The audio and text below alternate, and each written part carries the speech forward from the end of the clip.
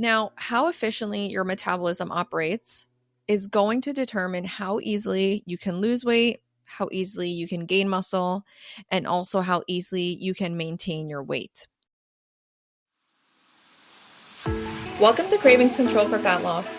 I'm your host, Laura Cavallo, former sugar binger, overeater, and yo-yo dieter turned fat loss and cravings coach for hundreds of busy women. Here at Cravings Control for Fat Loss, I'll be sharing mindset, movement, and metabolism strategies for those who are ready to ditch the fat diet cycle and slim down without counting calories, tracking points, or giving up any of the foods they love. Get ready to embrace progress over perfection, grace over guilt, and bring curiosity and learning to the inevitable ups and downs of your life. Expect a decrease in your cravings while seeing and feeling an improvement in how you look, how you feel, and your overall quality of life. I am so excited you're here, boo. Let's get started. Overeating and giving into every craving for sugar, salt, and alcohol could be bogging down your metabolism and making it harder for you to reach your fat loss goals, not to mention making cravings, hunger, and a tendency to overeat more likely. If you're a busy woman who wants to finally get a handle on cravings and stop the cycle of overeating, then undereating, I want to invite you to add your name to the waitlist for the Cravings Code, which is my signature program designed to help you reduce cravings, hunger, and overeating by up to 70% and prime your metabolism to naturally eat fewer calories and sustainably lose weight. Here's what graduates of the Cravings Code have shared about their experience in the program. Trisha shares, the methods I have tried have always been pretty restrictive calorie-wise. So my mindset has always been, I just need to do this really hard thing and then I can go back to eating quote-unquote normal. The Cravings Code has very much made me feel like I have a new normal, and the strategies I've learned along the way have helped me to look and feel my best. Katie shares, I love the accountability and sharing throughout the program. I think this worked even better than a one-on-one process for me, knowing others are going through the same thing. Lisa shares, my mindset and cravings have improved greatly. Not only can I eat what I want, I have learned to separate my negativity from my food choices. I don't have any guilt or shame when I crave something sweet. I have learned to use the tools to help me be successful. So there you have it. If these are the types of results you want, go to the resource link below and add your name to the waitlist. The second round of the program launches early 2024. By putting your name on the waitlist, you get an exclusive opportunity to enroll early at a discounted rate. After you add your name, you'll get an email with next steps. I can't wait to work with you in 2024. Welcome to another episode of Cravings Control for Fat Loss. My name is Laura Cavallo, your cravings and fat loss coach, and today I'm sharing 4 food habits that are negatively impacting your metabolism. First, let's start off by defining what the metabolism is and what parts make up the metabolism. So the metabolism is our body's way of using energy to sustain the functions of the body. Okay, we're talking about from basic organ function and food digestion to more dynamic movement and exercise. Even things like fidgeting, standing, or picking your nose is going to require your body to use calories to do that. So we all have a basal metabolic rate. Okay, that basal metabolic rate is the amount of energy that your body uses if you were just to lay in bed all day and you didn't move, okay? This is calculated by your height, your weight, and your age. So say you're just lying down in bed, you aren't doing anything, your basal metabolic rate, think of it as like your base metabolic rate, is how many calories you're burning. And that makes up part of your total daily calorie expenditure, okay? Your total daily calorie expenditure includes your basal metabolic rate, that base rate, plus the energy that you use for your daily activities, okay? Obviously, some individuals are more active than others, which means that your total daily calorie expenditure is going to be a little bit more. So your total daily calorie expenditure, this is not only going to include BMR, but it's going to include the thermic effect of food, which is how much energy is required to digest your meals. It's also going to include exercise, okay? And then it's also going to include non-exercise related activity, which is everything else, like fidgeting, standing, like I said, picking your nose, taking a shower, walking the dog, okay? Now, how efficiently your metabolism operates is going to determine how easily you can lose weight, how easily you can gain muscle, and also how easily you can maintain your weight. And nutrition, amongst other factors, can impact how efficient your metabolism operates. So, maintaining a diet that will support a healthy metabolism will in turn help you when it comes to fat loss and weight maintenance goals. So, the interesting thing is, and maybe you're someone like this right now, I know that I always thought that I wanted a fast metabolism, right? I always thought, like, well, it must be nice, right? That person has a fast metabolism. But people that have a fast metabolism, they want to have a normal metabolism, right? People that have a fast metabolism, they oftentimes struggle to keep weight on. They are always hungry. They may be underweight, and which can also pose other health issues for them, right? And the truth is that you don't want a fast metabolism. You don't want a slow metabolism. The truth is that you want a strong and flexible metabolism that can help keep your cravings stable, help keep your hunger at bay, and will support you to enjoy the foods that you like in a healthy and balanced way. We want the metabolism to be adaptable, okay? Again, not fast, not slow, and not rigid.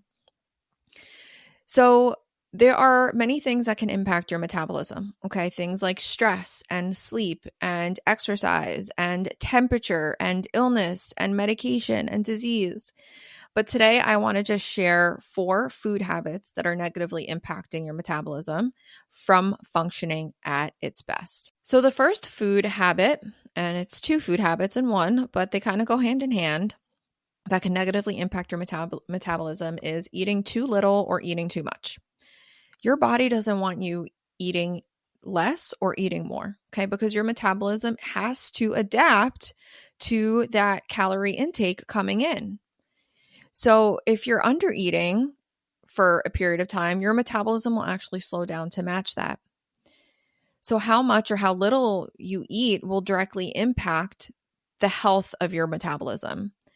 You may have heard of diabetes, right? A disease caused by overconsumption of foods that spike glycogen and increase insulin.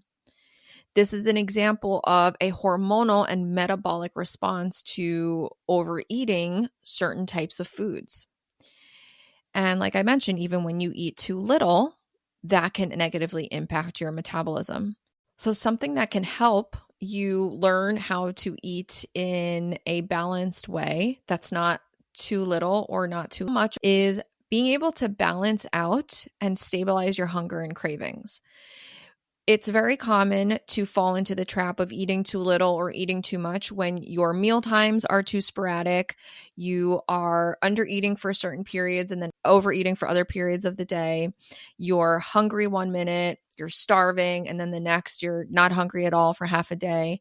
We really want our hunger levels to be more stable. We want our hunger and cravings to not be out of whack. And a good way to do this is to make sure that you have regular meal timings. This is why I encourage my clients to make sure they're eating a satisful breakfast within 2 hours of waking up and being able to eat consistently satisful, which is one of the topics that we cover in the Cravings Code, is so vital for a healthy metabolism, a thriving metabolism, a flexible metabolism, so you can have more success maintaining your weight, gaining muscle if you want, or even losing weight for periods of time. So being able to stabilize that cravings and hunger is really one of the first steps that we need to do to keep your metabolism healthy. The second food habit that can negatively impact your metabolism is when you're eating foods that are more processed or are not as nutrient dense. Okay. Now, eating less nutrient dense foods can muck up the metabolism and cause your body's detoxification system to work less efficiently, making fat loss harder and drumming up cravings. When we talk about nutrient dense versus less nutrient dense foods are going to provide things like fiber, water, vitamins, minerals, and nutrients, okay? These more nutrient dense foods are best represented by parts 1 and 2 of satisful plates, which are protein forward foods, which is number one, lean, and then number two, detox, which are fruits and vegetables. They can also include whole grains, legumes, nuts, seeds, which are also part of Crave. Oftentimes, when we are reaching for these more processed foods out of a box, a bag, a can, even more of the ultra processed foods, right? They're going to have less fiber. They can negatively impact our gut health, which will then impact our metabolic health. So when we prioritize more nutrient dense foods, our gut microbiome will be healthier. Our metabolism will function better. Our body will have an easier time detoxifying and getting rid of toxins within our body. So prioritizing nutrient-dense foods in the form of Satisful plates and learning how to eat consistently Satisful will benefit your metabolism long term. The third food habit that could be negatively impact your metabolism is drinking too much alcohol. Now, when your body is constantly focused on getting alcohol out of the body, it pushes nutrients and fat aside, storing it in the liver, which can lead to fatty liver disease. In addition, we know when your body has alcohol in it, right? It's a poison. And so your body is trying everything it can do to get that out. If you are more sedentary, you're not exercising, you're not sweating, that alcohol is going to sit in your system for longer. And as a poison, it can negatively impact not just your liver, but other parts of your body, like your brain, your kidneys. We have all felt more cravings and hunger as a result of possibly being dehydrated or hungover. We are more irritable, we're more moody, we might have more anxiety and depression as a result of drinking. These are all impacts on the body and in turn on your metabolism. So learning how to sip slow, drink less, put yourself in social situations that are more in line with your health and fat loss goals could actually positively impact your metabolism. And that is something that we'll teach you in the Cravings Code if you decide to join in February 2024, is different strategies around drinking, around alcohol to help you ingrain it in your life in a more supportive and healthy way.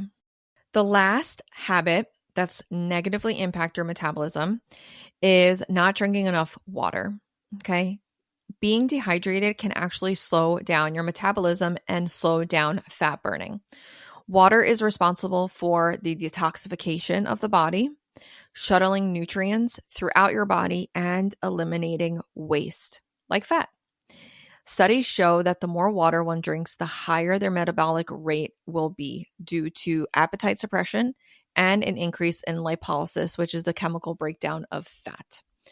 Hydrating, I don't have to tell you, your body is made up of over 75% water. It is so vital that we are drinking enough water. And if you're not, you might experience things like headaches, irritability, moodiness, cramping, negative recovery from workouts, and trouble sleeping. So one of the things that we prioritize in the Cravings Code is not just consistently satisful meals, but making sure that you're drinking at least half of your body weight in ounces of water throughout the day to support cravings control, to support hunger, to support fat loss. So as you can see, nutrition is at the cornerstone of your fat loss results, right? So learning how to stabilize cravings and hunger so you're not over and overeating or undereating is going to be critical. Making sure you're hydrating and not consuming too much alcohol will help your metabolism function at its best. And of course, when you're eating less processed foods and you're eating more nutrient-dense foods like lean and detox foods, you're going to support a healthier gut microbiome. You're going to be including foods that help shape a strong and slim physique. And you're also going to be indulging in foods that give you that satisfaction factor, but in a smaller portion size. And so you're not going to be having as much of a detrimental impact on your body and on your metabolism. I know metabolism is a hot topic, and I know a lot of women, especially as we're getting older, share that they feel like their metabolism is slowing down. And so if you feel like your metabolism is getting a little slower, it's getting a little sluggish, you're struggling with some of these food habits that I've already shared, I want to invite you to create a more flourishing environment for your metabolism. And the way that we're going to do that is to get you enrolled in the Cravings Code. This is my 6-week nutrition program designed to help you reduce cravings, hunger, and overeating through stabilizing hunger and cravings, to help you create a more flexible and robust metabolism that is primed for fat loss. This program has limited spots. Okay. And so make sure to add your name to get early access and a discounted rate. If you have any questions on anything I shared regarding the metabolism, on satisful plates, on nutrient dense foods, on alcohol, please don't hesitate to click below and shoot me a DM on Instagram. Click also below and reserve your spot in the Cravings Code, as spots are limited. I cannot wait to work with you in the new year. And I hope that this episode was informative. Talk to you soon.